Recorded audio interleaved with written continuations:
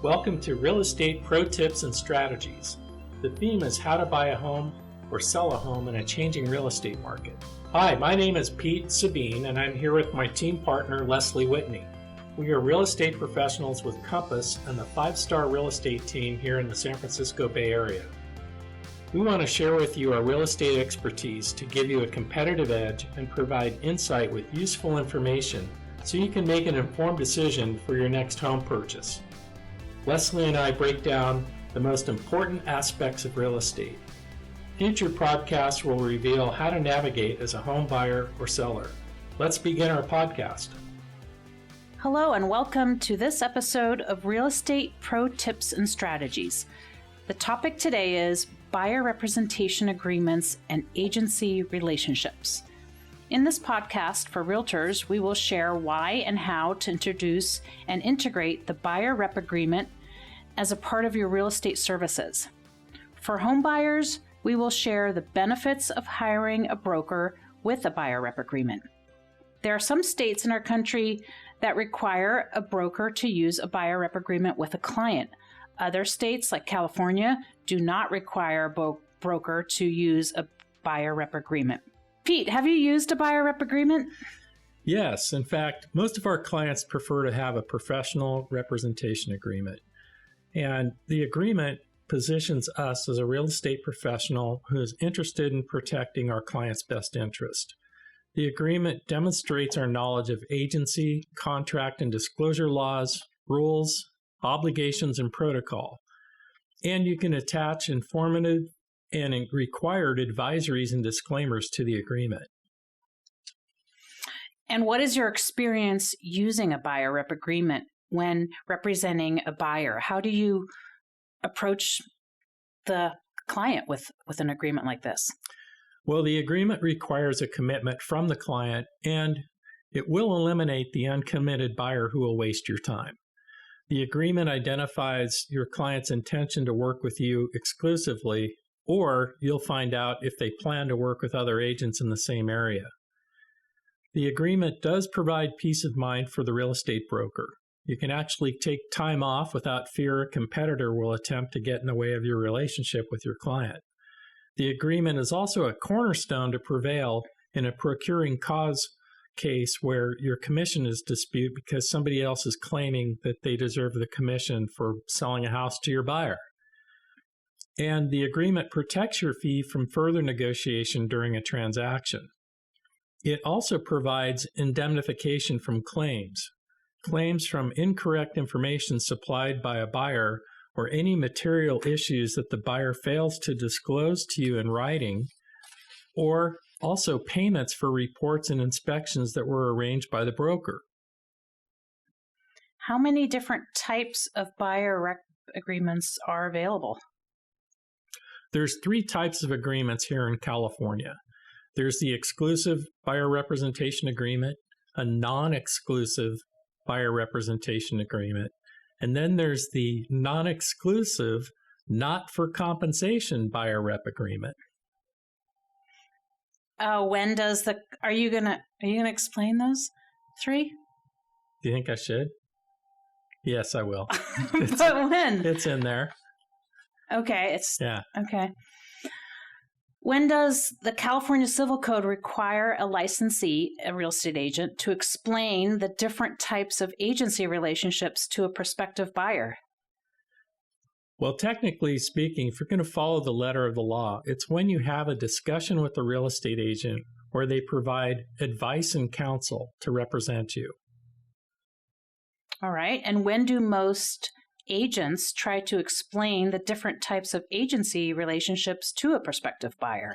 Well, usually in practical practice, it's when the purchase offer is drafted for presentation to the seller. So ask yourself the question, wouldn't you rather know about what agency relationships mean and how they benefit you before you're in the heat of the moment with a deadline to put an offer together and you're trying to comprehend 15 pages of legal documents and a contract, and now you have to try to get your arms around agency relationships at that same time in the same moment?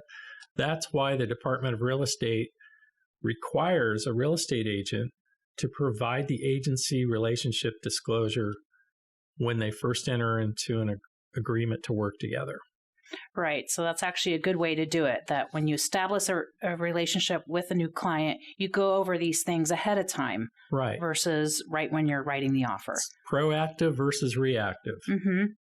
So tell us about exclusive versus non-exclusive buyer rep agreements.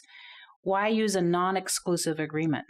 Well, either an exclusive or a non-exclusive agreement will satisfy the civil code and the standard of care broker duties with the buyer regardless of the exclusivity. It also provides the procuring cause protection for broker commission disputes. And why use a non-exclusive, not for compensation agreement? When would that apply? So the non-exclusive, not for compensation, what does that really mean?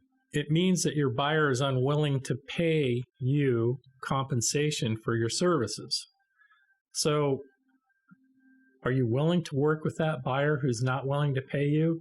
In California, brokers are paid representing the buyer from the proceeds of the commission that the seller pays to the listing agent.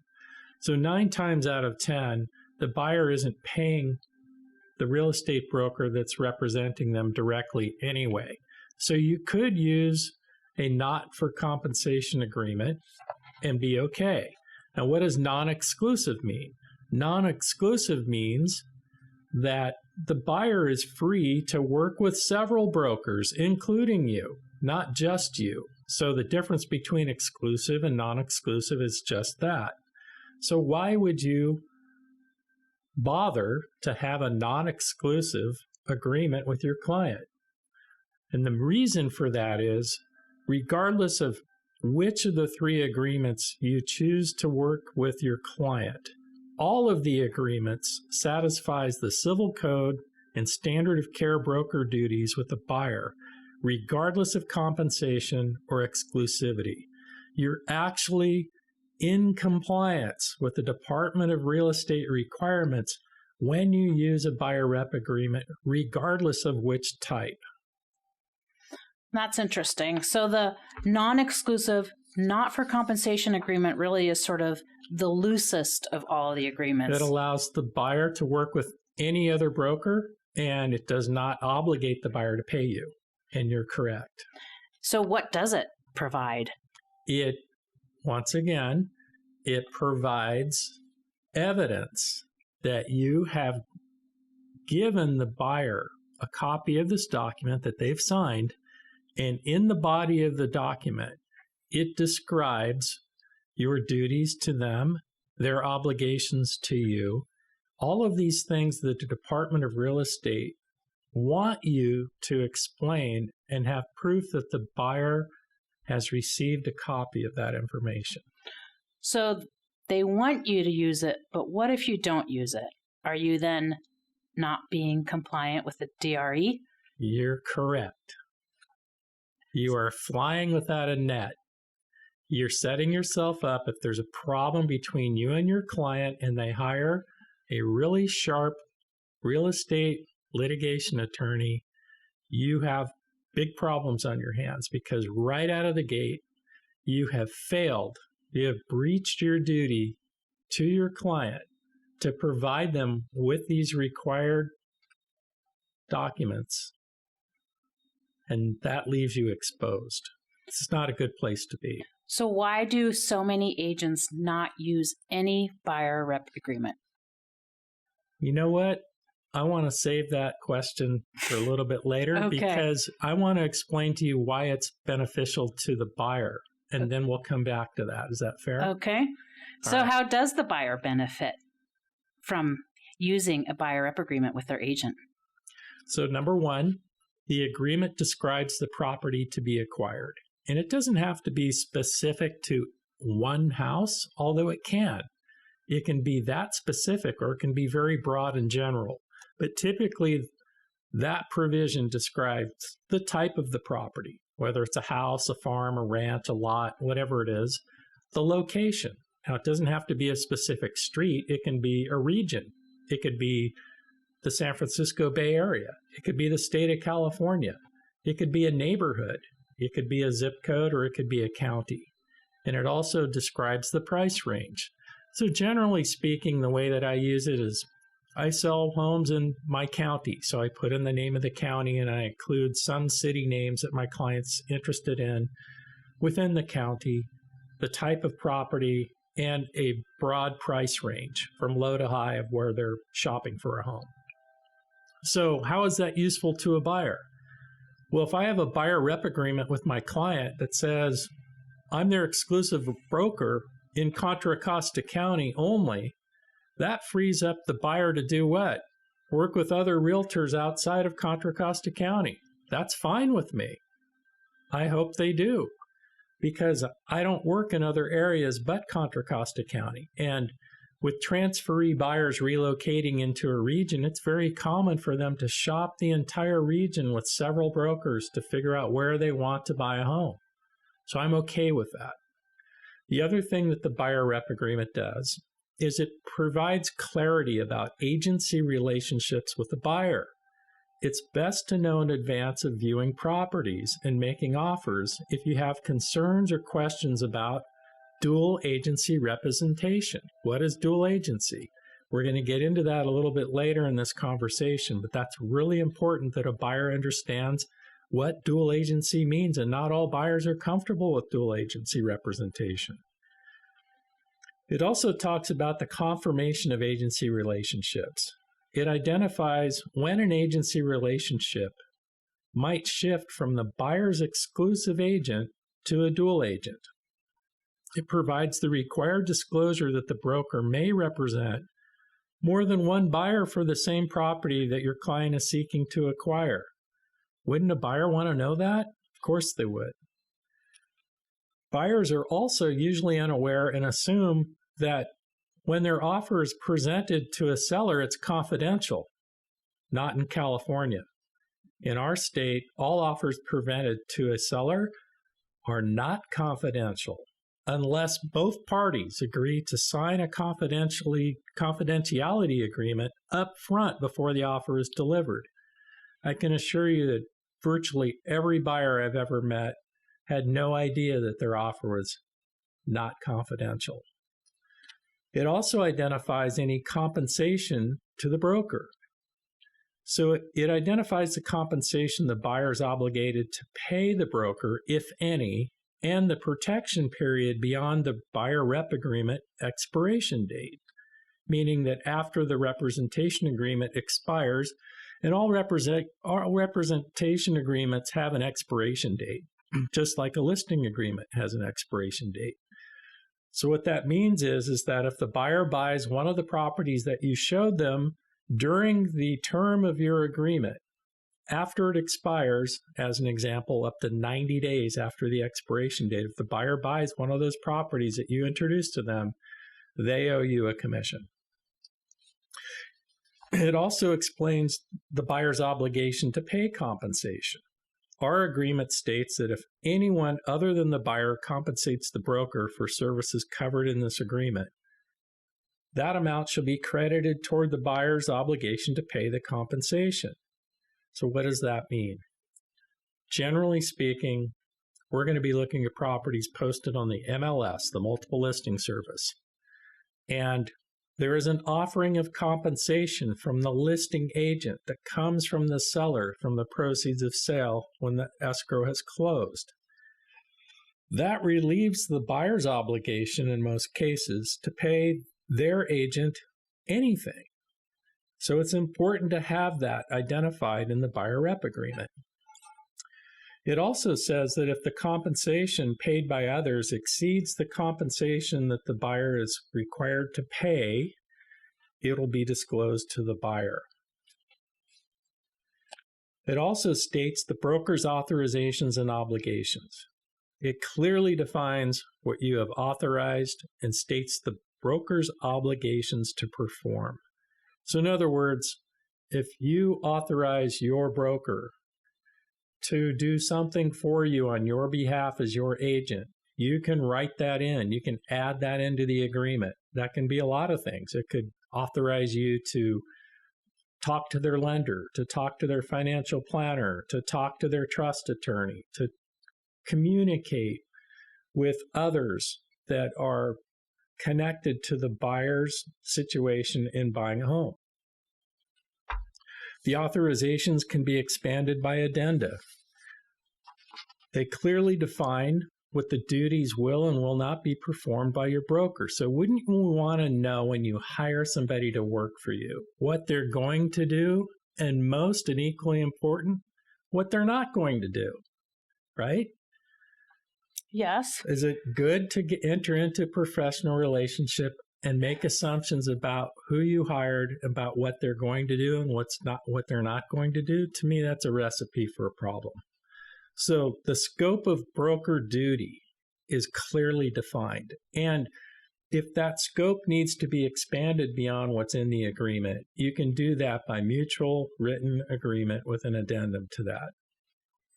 It also clearly defines the buyer's obligations within the buyer rep agreement. What does that look like? In most cases, the buyer needs to get a loan. The buyer needs to show up and look at properties. The buyer needs to do this. The buyer needs to do that. It's not a one-sided relationship. It's not the broker doing all the work and the buyer just sitting back waiting for something to happen. It's a teamwork effort. The buyer needs to show up when the broker has properties for them to view. The buyer needs to deliver documents to the lender to get pre-approved. The buyer needs to pay for inspection reports. The buyer has duties and obligations as well as the broker. And then there's dispute resolution. So the dispute resolution provisions are between the buyer and the broker. So in the event there is a dispute for any reason, there are elections of mediation, arbitration, and court proceedings. And it's good to know in advance of writing a purchase offer about your options on dispute resolution, because dispute resolution is also a part of a purchase agreement. So the buyer rep agreement has a lot of things that the buyer needs to understand and get comfortable with before they actively go out and look for a home to buy. Well, that's quite detailed. I know there's a lot of things that are covered in the buyer rep agreement. And like you said, this is a chance for people to add things to the agreement depending on the situation. And for our clients, we include the buyer guarantee and the cancellation provision. Right. What are those? Yeah, so it's pretty straightforward. What it says is that if the buyer decides for any reason prior to entering into a binding purchase contract to buy a home, if they choose to cancel, then we will release them early before the buyer rep agreement expires. So things happen. People lose their jobs. People change their mind. People decide not to relocate from Texas to San Francisco and they go to LA instead. There's a lot of reasons during the process of looking for a home to buy that a buyer may decide that they need to change their plans. And it doesn't necessarily mean that they want to cancel early because of what you did or didn't do. It's just that their circumstances can change. Now, along with that, sometimes people want to cancel the agreement because of what you did or didn't do. So our buyer guarantee and cancellation provision allows the buyer to cancel our rep agreement without obligation at any time prior to signing a binding contract to purchase a home. Once you've entered into a binding agreement to purchase a home with the seller, you're in it to win it, and we have to stay with you to represent you because we are actually part of that process. We helped you get the contract accepted, and now we have to take it to closing. Yeah, I think it's important to point out that this agreement isn't going to force anybody to work with a particular agent, with that agent. I mean, I don't think anybody is going to do that. Well, why would you want to work with somebody that doesn't want to work with you for any reason? It's not a great dynamic. It's usually not going to be a pleasant experience. You know, it's kind of like being married. If somebody wants out, do you really want to stay married to them? I don't think I would. You know, I mean, you could take it to that level and trying to understand the why behind it, but I think that's important. So let's go back to that question that we pushed back. Yes. So We know that lots of agents don't use a buyer rep agreement at all, especially here in the Bay Area. And what might be the reason for that? What do you think? Why do you think agents don't feel it necessary to use a buyer rep agreement? Well, let's talk about this. Let's put it into context that might give you some pause for thought. So if I wanted to sell my house, what is it that we do to help a seller before we start helping them sell their house? What is it that we enter into? We enter into an employment agreement. The seller hires our broker to represent them and promises to pay them a fee if and when the house sells. That's called a listing agreement. When a buyer is looking to buy a home and they want to hire a realtor to represent them, doesn't it make sense that we have a representation agreement between both parties? I mean, think about this for a minute. Would you hire somebody to sell your home without a written agreement? Probably not. I mean, really, I don't think there's anybody out there that would just say, hey, bring me a buyer and maybe I'll pay you. Who's going to sign up for that? Why do realtors work with buyers under the same dynamic? Hey, find me a house and maybe I'll buy it from you. Maybe I won't. Maybe I'll buy it from the 6 other people I'm working with. It doesn't make sense to me. So the why behind it, here's my theory. Number one, if real estate brokers made it a requirement to work for their company that you had to use a buyer rep agreement, that would solve the problem. But what's bigger than that is, why doesn't the state of California, the Department of Real Estate, make it a requirement that all licensed brokers who have licensed salespeople working for them, why aren't they required from the Department of Real Estate to use a buyer rep agreement? Because I just went through the document with you and we looked at the benefits to the consumer, and they're substantial. It explains our scope of duty. It explains our obligations. It gets into explaining agency relationships, compensation, dispute resolution. Think about this for a second. Why are we allowed to operate from the seat of our pants with a buyer who's making one of the largest financial commitments that most people ever make, buying the most expensive asset they'll ever own, without a formal representation agreement that protects them between the broker they hired and themselves? It's hard for me to get my arms around why that's okay. I just don't get it. But why do you think most agents don't use it?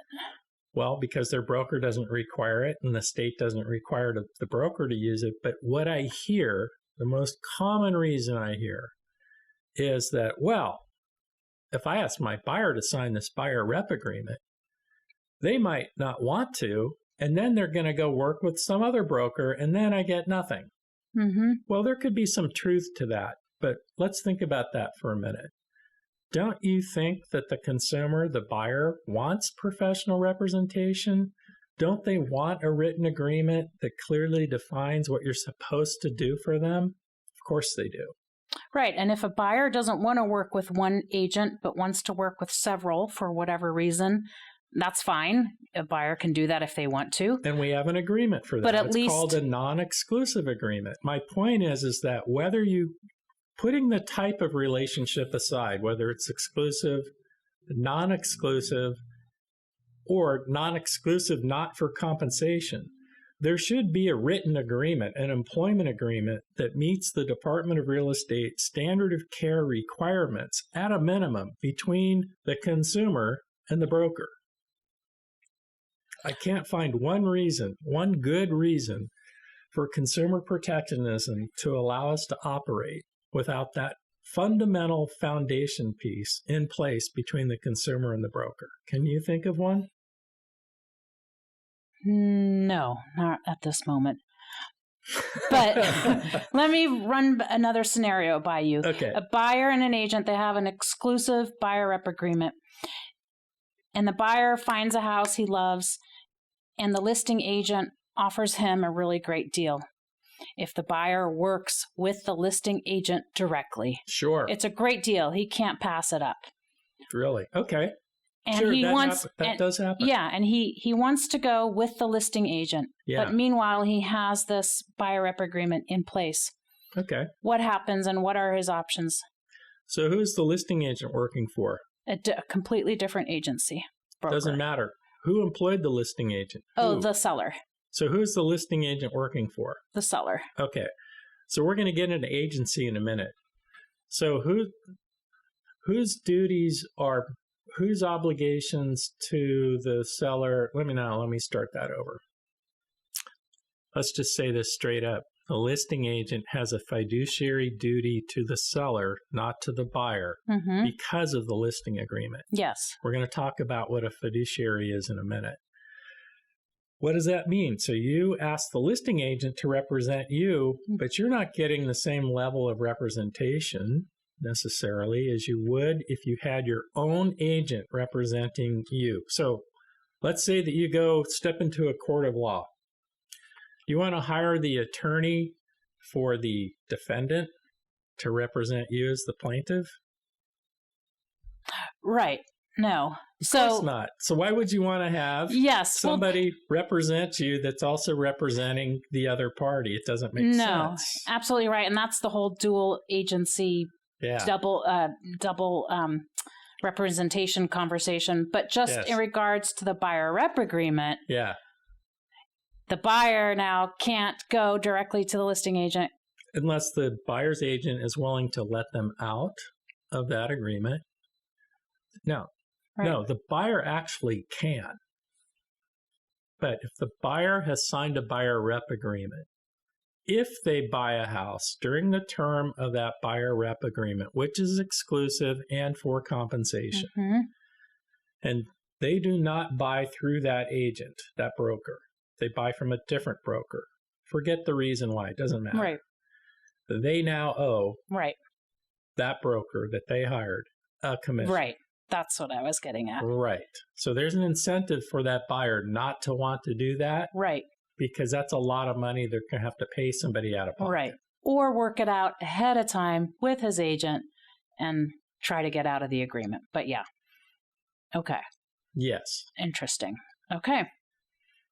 So why aren't they being used? Because they're not legally required in the state of California. That's the fundamental basic reason. And then, regardless of that being a factor, brokers don't have a requirement that employ these realtors. And then the realtors have the fear factor of losing a client because they asked their client to sign a buyer rep agreement. Right. Well, interesting story. And I know you've had this experience as well. But recently, when I showed a buyer some homes, and then at one of our meetings, at one of the showings, I came with the buyer rep agreement all filled out and ready to go. And I sort of briefly explained it to them. I said, here's a buyer rep agreement that we have, that we use. And he was so ready to sign it. And he was quite impressed that we even had it and that I was prepared and it was filled out. He said he was in sales and he got it. Like, of course, we need an agreement amongst ourselves. And so oftentimes the reception of these buyer rep agreements are actually pretty positive because it makes the buyer feel like now they have a real professional relationship with you. Right. They feel like they're being taken seriously. Right.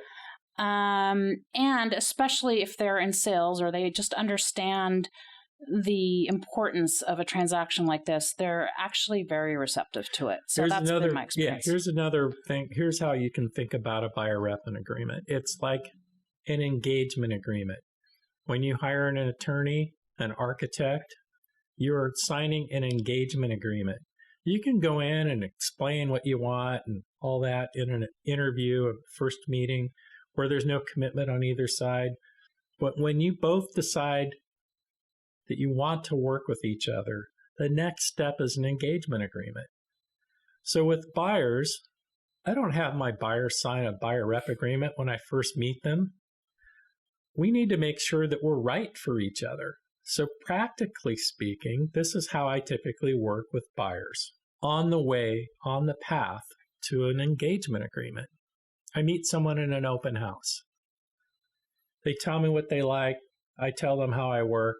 Seems like there's a good match there. I set up an interview to meet with them again in a quiet room where I can ask questions, get to know what they're looking for better, have them get to know me better. And then, even at that step, we go out and we do a tour of houses. I want to make sure that I can meet their expectations. Remember, when you sign a buyer rep agreement, it's a two-way street. Not only are they obligated to you, you're committed to them. I want to be careful that before I enter into a binding employment agreement, that we're right for each other. So when we go out looking at homes together, I want to see how they respond to that whole experience. Can I meet their expectations? And I'll tell you a story. I had transferees come in from Houston many years ago, relocating, job transfer. They were coming out of a 6,000 square foot solid brick home, custom made on an acre with a pool in a gated community. And they were moving to a neighborhood in my area, same price point. And here's what you get for the same price.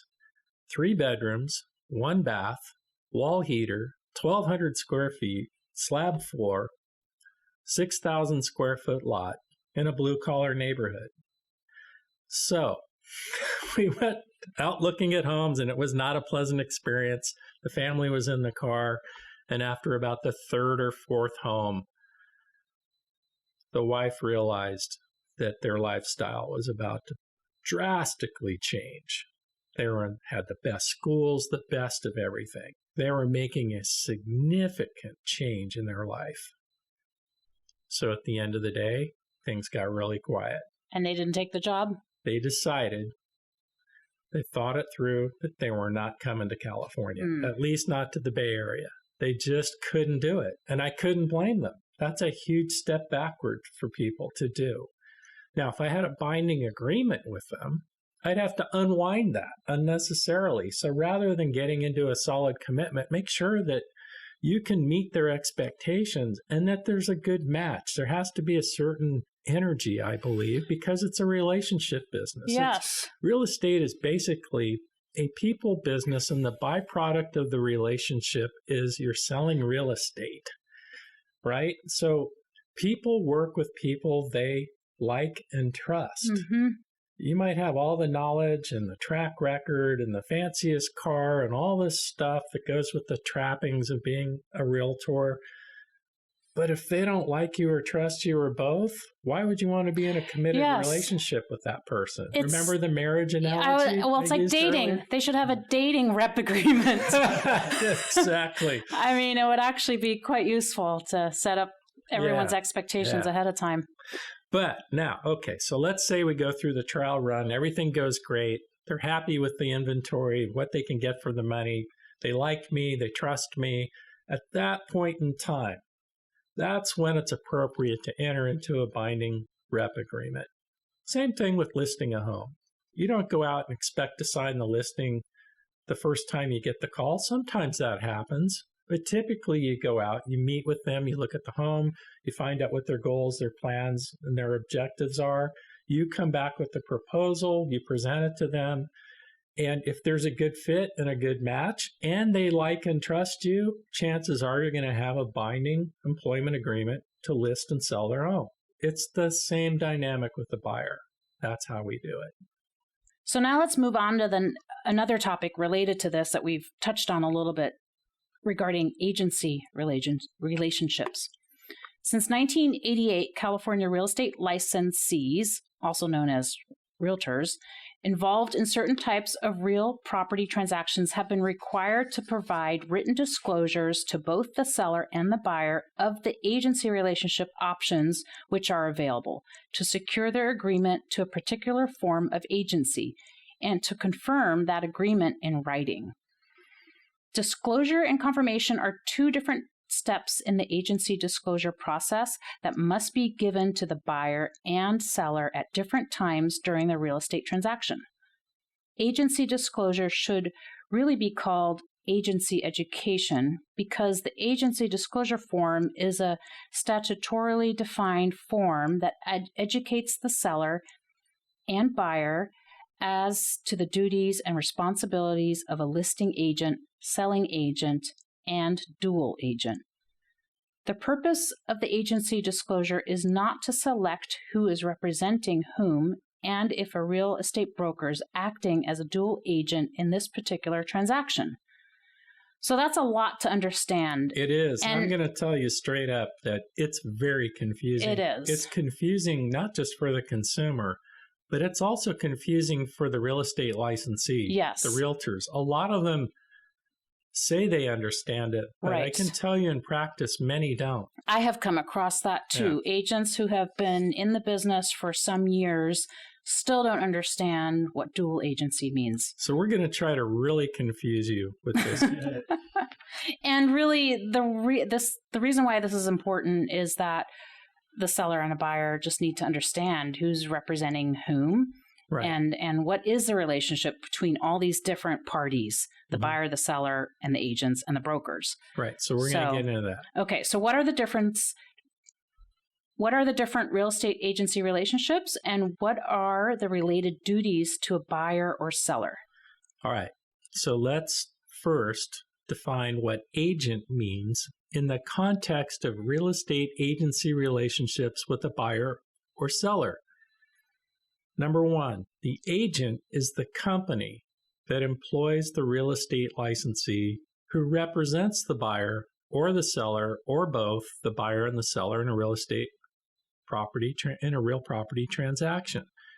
The agent is not the individual licensee, the real estate agent. So in other words, that's confusing. So let me make it clear to you. I work for Compass. Compass is a broker. I'm a real estate agent under the employment of Compass. Right. So let me continue. The agent, in the context of an agency relationship with the public, is not me, the realtor. It's the broker.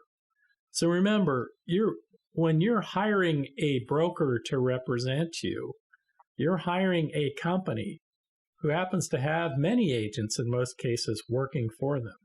So hold on to that thought. When we're talking about the agent in the context of agency relationships, it's the broker, not the real estate agent licensee. Right. And so this word agent gets confused. It does. Okay, so let's move forward. So the disclosure regarding real estate agency relationships form defines 3 distinct categories of agency, as well as their respective duties and obligations to a buyer or seller. So the 3 categories are a seller's agent, a buyer's agent, and an agent representing both the buyer and seller. So when you hear the word agent, we're talking about a broker, a company, Coldwell Banker, Remax, Century 21, Redfin. We're not talking about Pete, Sabine, or Leslie Whitney. We're talking about companies. Okay, so let's talk about a seller's agent. A seller's agent under a listing agreement with the seller acts as the agent for the seller only. A seller's agent has the following affirmative obligations to the seller: a fiduciary duty of utmost care, integrity, honesty, and loyalty in dealings with the seller. Now, to the buyer and seller, that agent has an obligation to exercise reasonable skill and care in performance of the agent's duties, a duty of fair and honest dealing in good faith, a duty to disclose all facts known to the agent materially affecting the value or desirability of the property that are not known to or within the diligent attention and observation of the parties. The parties are the buyer and the seller. An agent is not obligated to reveal to either party any confidential information obtained from the other party that does not involve the affirmative duties set forth. Is that clear as mud? Okay. So what did I just say? The seller's agent has an exclusive duty to the seller. Their interests are above everybody else's. To sum it up, the seller is put at the top of the pyramid, on the top of the pedestal. That agent's duties are one of a fiduciary. Fiduciary is similar to an attorney-client, doctor-patient relationship, confidential. Their needs and interests and goals are of utmost importance. They put those ahead of the brokers and anybody else's. So when you're an exclusive agent for the seller is king. Everybody else is beneath them. Does that make it clear? Yep. So back to your question, if a buyer wants to make an offer on a listing agent's listing and there's no buyer rep agreement with the buyer, in many cases, the listing agent's allegiance, because of the fiduciary requirement, is one where they're working for the seller and their interests are ahead of the buyers. In some cases, that's how it plays out. Let's talk about a buyer's agent. A buyer's agent can, with the buyer's consent, agree to act as an agent for the buyer only. This is where the buyer rep agreement comes into play with agency. This is why buyer rep agreements are good for the buyer, because of agency. In these situations, the agent is not the seller's agent. Even if by agreement the agent may receive compensation for services rendered from the seller. What does that mean? It's what I said earlier. Most of the time we show and sell homes on the MLS. The listing agent is offering compensation to the agent representing the buyer. That compensation is coming from the seller's proceeds. So it's essentially the seller's money through the listing agent being paid to the buyer's agent.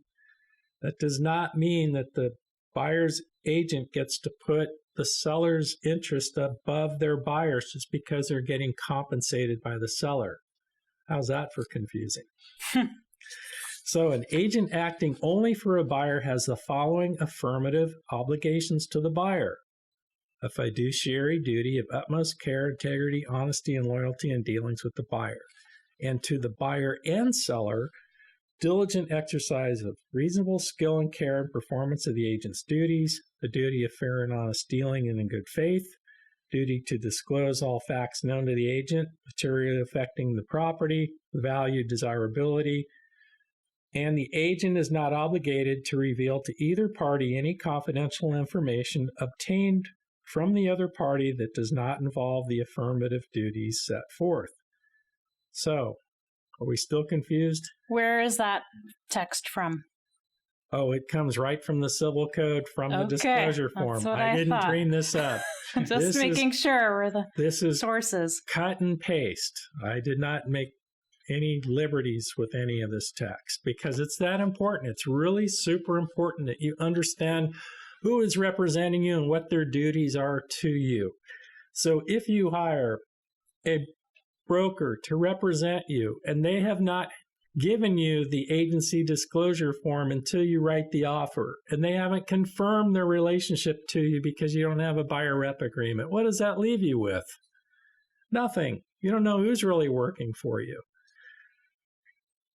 So when must a written agency disclosure form be provided to the buyer? When you first have a meaningful conversation that involves advice and professional services, providing any professional services, you are required by the Department of Real Estate to provide that agency disclosure. That rarely happens without a representation agreement.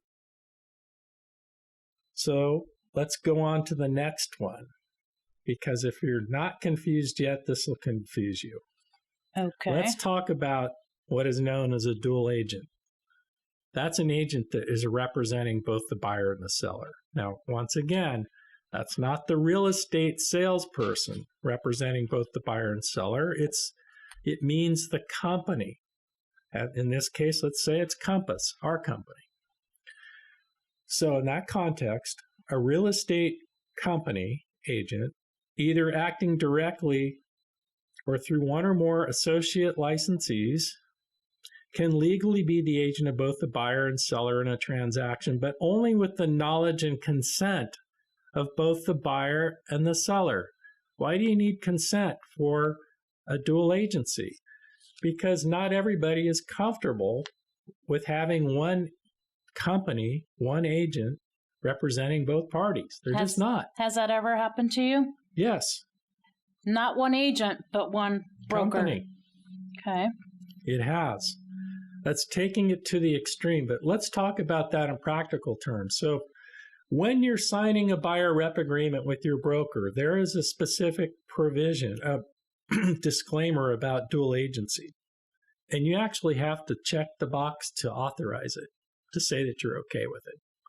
Because what that means, if you're not okay with it, is that I can't show and sell any other Compass properties to you because we will have a dual agency if you decide to buy one of those homes. I can only show you my listings. Or other brokers. Or other brokers, yeah. Right. So that's the thing here, is that dual agency needs to be understood, that it's the company involved. When can that be different? So you can have two different types of dual agencies.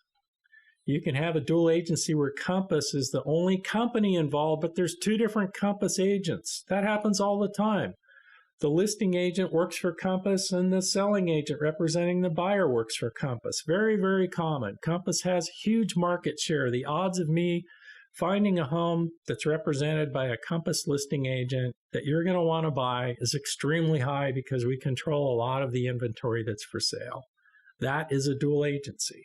It does not mean that there's only one realtor involved between the buyer and the seller, although it can. That's another form of dual agency. So let's say that you're that buyer that wants to renege on your buyer rep agreement and buy direct from the listing agent so you can get that really good deal that you described, whatever that might look like, and save all this money. You now have a dual agency. You have one individual licensee between the buyer and the seller. Even if there's no buyer rep agreement with that buyer and there's just a listing agreement with the seller, that is a dual agency. And by the way, to make things even more confusing, you can create an agency relationship with a client by your actions, even if there's nothing in writing. In other words, you come to me, sit down at a table, we talk about how to buy a house. And I start giving you all this great advice, tell you how to do it, what to do it, who to call, where to go, all those things. If I start acting as if I'm representing you, basically I've created an agency relationship that hasn't been formally disclosed with that document, the disclosure that we talked about, nor has it been confirmed with an employment agreement. But that doesn't mean I haven't created an agency relationship with you. And so real estate agents can find themselves in this trap where they find a home that's for sale by owner. And the seller says to the agent, hey, I don't want to pay a commission, but if you bring me a buyer and you help me get through the sale, I'll let your buyer buy my house. They just have to pay you. I'm not going to. Have you created an agency relationship? Well, if you get involved, you bring a buyer in, and you start doing things that are for the seller's benefit to meet the contract obligations. If you help guide them through that, you've created a dual agency relationship between the seller and the buyer. Unwittingly, possibly, but it's still a dual agency. And just to let you know how seriously the Department of Real Estate takes the disclosure and confirmation of agency relationships between a buyer and a seller, if you don't handle the confirmation of who's working for whom and the disclosure requirements, the sale can be rescinded if one party, after escrow closes, is unhappy with how things went, that you can actually unwind a transaction over that. That's pretty extreme. That's how seriously the Department of Real Estate is, at least in our state, with agency requirements of a broker. It's not to be taken lightly. So to continue on with dual agency. In a dual agency situation, the agent, the company, has the following affirmative obligations to both the buyer and the seller. A fiduciary duty of utmost care, integrity, honesty, and loyalty in the dealings with either the buyer or the seller. Furthermore, in representing both the buyer and seller, here's where it gets fun. The agent may not, without the express permission of the respective party, either the buyer or the seller, disclose to the other party that the seller will accept a price less than the listing price, or that the buyer will pay a price greater than the price offered. How does that play out in the real world? Well, let me share with you how that plays out. Let's say a buyer comes to me, I have a listing. I have a seller agency exclusive agreement between my seller. My duty is to the seller. Now this buyer comes into the picture, walks into my open house, falls in love with the house, is not represented by anybody else, wants me to represent them in the purchase of that house. So I'm about to create a dual agency, whether there's a writing or not. I'm going to be in a dual agency situation by my actions. I now, in a dual agency, have an equal fiduciary duty to both parties, which is different than being the seller's exclusive agent because I only have a fiduciary duty to the seller, not the buyer. And in a buyer's exclusive agency, I only have a fiduciary to the buyer, not the seller. But in the dual agency, that fiduciary duty is equal to both parties. So just hang on to that fact. So now it comes go time. Buyer sits down with me. We spend all night hashing out the terms of the offer. Then it gets to the price. And the buyer looks at me and says, I know the house is listed for $500,000, but what's the lowest price the seller will take?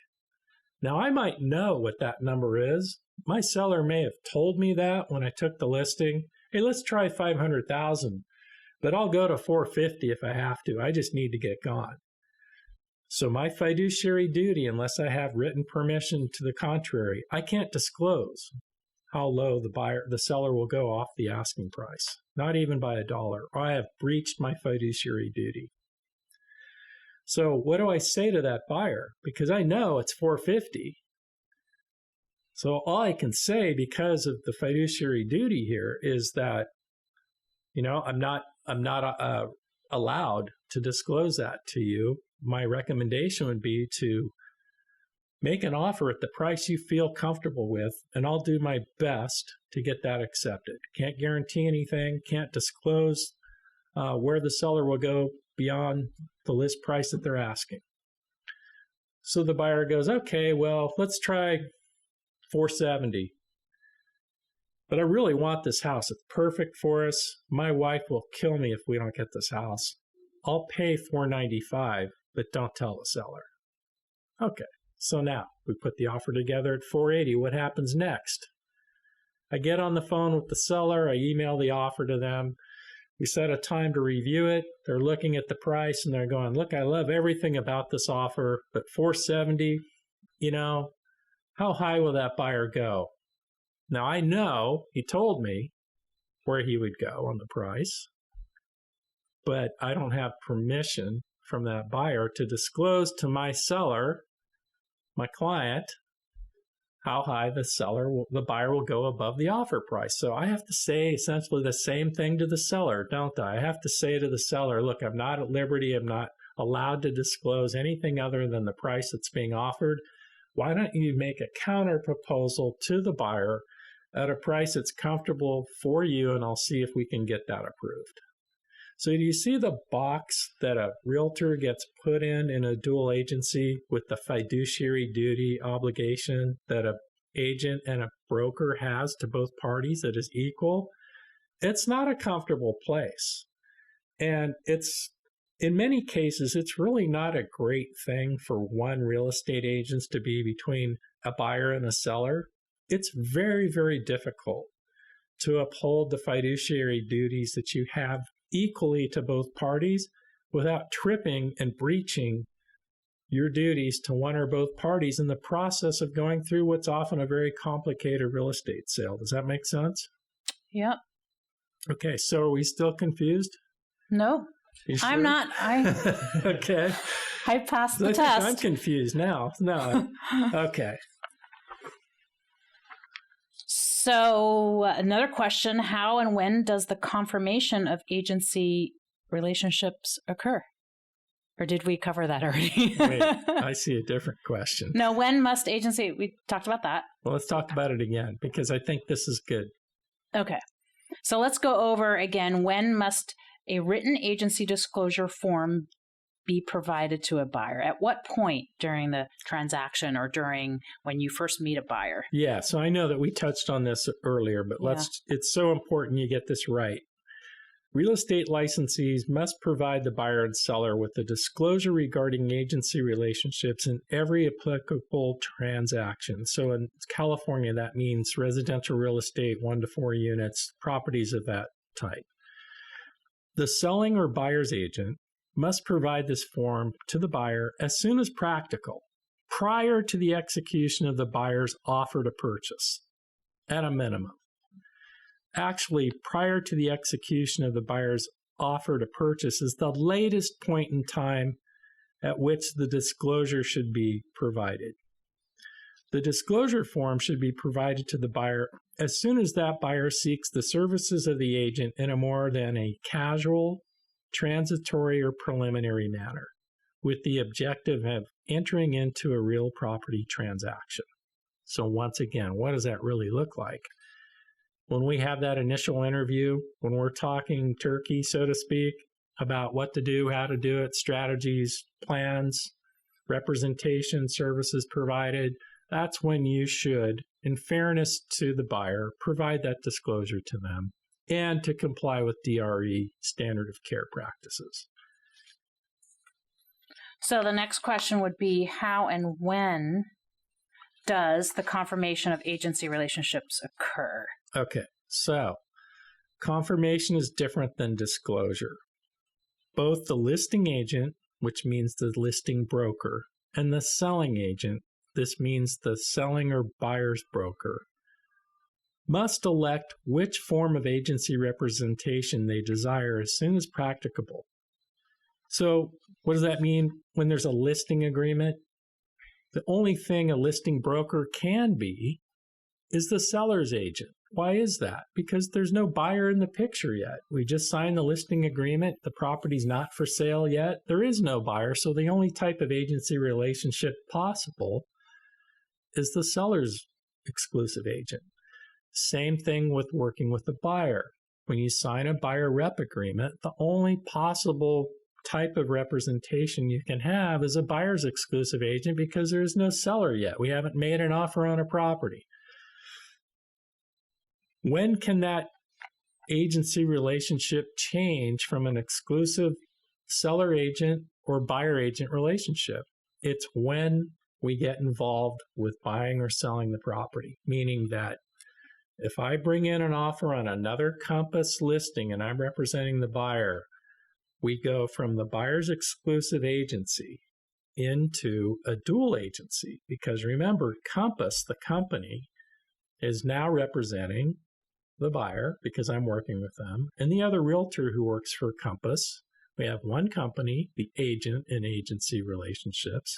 We just morphed from an exclusive buyer's agent and an exclusive seller's agent. Now we have a dual agency representing both parties. That's how the relationship can change. So how do you confirm that? How do you make sure that both parties know that we're about to morph from one type of agency to another?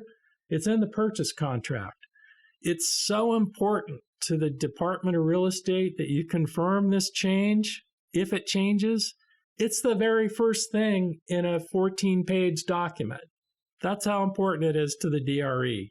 That's why I said earlier, if you get this wrong, it has serious implications to the broker for not handling this correctly. So the agency disclosure must be executed or acknowledged by the buyer, the seller, and licensees prior to or at the same time as the client executes the purchase contract, a listing agreement, or a buyer representation agreement. The listing agreement or buyer rep agreement and the purchase contract allows the broker and client to elect and confirm the agency relationship. And note that different licensees within one broker cannot have different agency relationships with a buyer or a seller. All licensees within a broker company must represent the same parties in a transaction. In other words, the broker is the agent for a buyer or seller in the context of agency relationships. So here's where realtors get confused and can find themselves breaching their duty of agency. So let's play this out for a minute. So Leslie, you have a listing in Oakland, and my buyer wants to make an offer. We get the offer accepted. We did everything right. We did the disclosure forms early before the offer was written, and when the listing was taken, we did that right. We did the confirmation correctly in the contract before it was accepted by both parties. We put in the very first page at the top, we confirmed that Compass is representing both the buyer and the seller, and our clients are okay with that. We explained to them how this works. Now, the offer is accepted. What some agents fail to do is shift their mindset. A lot of agents maintain that my client is the seller, and they forget that their client is also the buyer. Does that make sense? In other words, they're still operating that their seller is king and everybody's beneath them. That is no longer the case in a dual agency. We can have two kings in that relationship. We have to. The fiduciary obligation, when it shifts to a dual agency, requires that both the buyer and seller are held in the same esteem from both individual real estate licensees that are serving them. And any other licensee within Compass has to treat the buyer and the seller in that transaction the same. There can't be favoritism of one over the other. And a lot of agents get that wrong. They behave differently. They behave like your client should do that, and I don't have to do that. I'm not working for them. Yes, you are. You're now working for that buyer just like you're working for the seller, and the buyer's agent too. You're now working for that seller equally as you're working for the buyer. And I've seen that agents get this wrong all the time, and it can get them into hot water if they don't understand that. Right. Final question is, when is buyer agency terminated? When is that relationship over? When their agent cashes the commission check. No, it's okay. So whenever the buyer rep agreement is terminated prior to the expiration date, if that should happen, the buyer agency is terminated. When the agreement expires, the agency is terminated. Or when the purchase transaction has been completed and the title is transferred to the buyer. So in other words, the expiration date of your buyer rep agreement might go past the closing date of the house that you bought with that agent, but the agency relationship duties are terminated at close of escrow and the sale is completed. Right. That realtor therefore has no further fiduciary duties to you when the sale is completed. That is often misunderstood by both the agent and the buyer because things come up after close of escrow. It could be anything related to the house or related to the transaction, and oftentimes we're pulled back into the relationship. And we both know that happens with a seller or a seller. After escrow closes, that too. Things come up and they still believe that agency relationship is intact. It's not. It's expired. And it can lead to lots of misunderstandings. So I think it's important. And false expectations. Yeah. So it's important to sort of illustrate that ahead of time so that all parties understand that the relationship does end at close of escrow. Okay. Well, this was a really big topic. Lots of good tips and strategies. Thank you for listening to this episode of Real Estate Pro Tips and Strategies. I'm Leslie Whitney. I'm with Pete Sabine. We are the 5-Star Real Estate team, and we know how to set the stage for your success. Call us to win with us at 925-297-5335. Discover more real estate pro tips. Find our podcast at 5starrealestateteam.podbean.com. Thank you for joining us for this podcast. We hope you enjoy our real estate pro tips and strategies, and we encourage you to share our podcast with anyone you know who is looking to buy or sell a home. Be sure to like and subscribe, and if you're watching on YouTube, feel free to ring the bell next to the subscribe button so you won't miss a single episode. Thank you to our producer, Sam Lubman with Painless Podcasts, for making this podcast happen. I'm Leslie Whitney with Pete Sabine, and we are the 5-Star Real Estate Team. Join us for our next episode of Real Estate Pro Tips and Strategies. Call or text 925-297-5335 to reach us with your questions and referrals, or send an email to info@5starrealestatepro.com.